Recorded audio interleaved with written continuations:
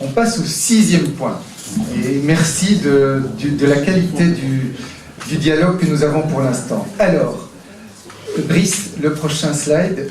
Là, on va parler justement, on continue sur la thématique que certains apprécient, c'est le marché durable.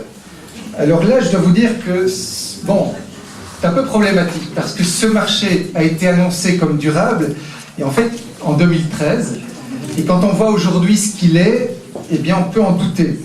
En fait, au départ, on disait que seuls des aliments bio de saison ou de terroir seraient au menu. Toutefois, 5 années plus tard, force est de constater que certains commerçants y proposent désormais des aliments et des produits qui ne correspondent pas du tout à cet état d'esprit. La question est donc très simple. Vous engagez-vous à garantir le caractère de terroir et de bio de ce marché? Et si oui, comment comptez-vous vous y prendre concrètement? Et la parole est à Madame Bertrand. On change l'ordre des réponses. Merci. Alors, le marché durable du champ d'oiseaux, ça fait partie des choses que je trouve qui ont été très positives pendant cette législature, cette mandature. Et je trouve que quand il y a des choses bien faites et des bonnes initiatives, il faut pouvoir le dire et le souligner. Effectivement, il y avait une charte qui insistait sur le côté durable. Alors moi je suis tout à fait en faveur de ça puisque c'était la demande des habitants, ça correspond parfaitement à la culture et à l'envie du quartier.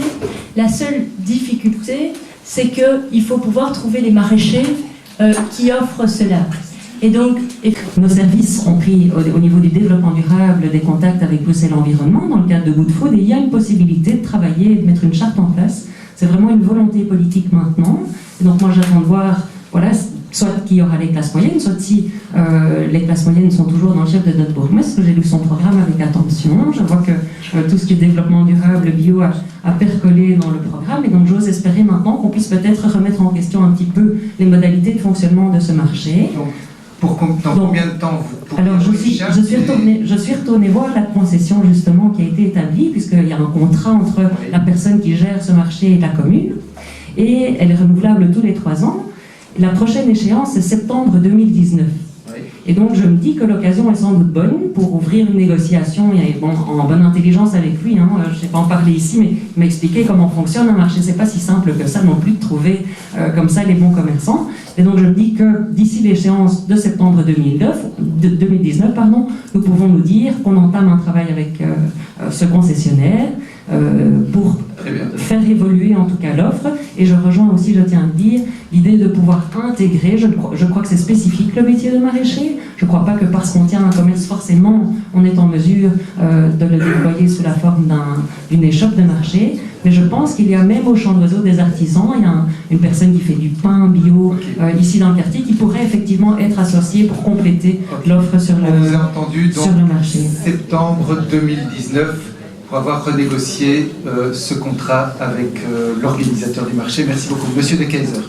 Oui, très rapidement, parce que je partage assez le point de vue qui vient d'être exprimé. Je pense que c'est d'abord une renégociation du contrat de concession. J'attire juste l'attention. C'est vrai qu'il y a des pistes qui sont évoquées ici par Caroline Loire, mais il faut savoir que le concessionnaire nous a dit quand même à plusieurs reprises qu'il avait des difficultés à trouver des maraîchers et des personnes qui étaient prêtes à venir au marché. Il faut savoir qu'il y a un marché à Saint-Julien qui n'est pas très loin non plus. Et donc, l'important, c'est d'avoir aussi suffisamment de maraîchers pour que ce marché continue à exister, soit vivant. Et si demain la tartiflette n'est pas totalement bio et locale, c'est pas grave, parce que la convivialité c'est aussi important, et je trouve que le rapport et le lien social que ça crée est également un des éléments à prendre en compte. Donc, allons vers le bio, allons vers le local, mais ne perdons pas le reste à ce prix-là non plus. Mais donc, que faites-vous concrètement, monsieur De Keyser, par rapport à ce qu'a dit, par exemple, je vais répéter ce que Mme Loire a dit, une renégociation, mais pas à 100%, parce que je ne voudrais pas perdre certains maraîchers qui apportent un plus. À combien de pourcents à la grosse louche? Qu'est-ce qui serait juste selon 80%. Très bien. C'est clair, ça au moins. Merci beaucoup. Merci à tous pour vos réponses à cette question.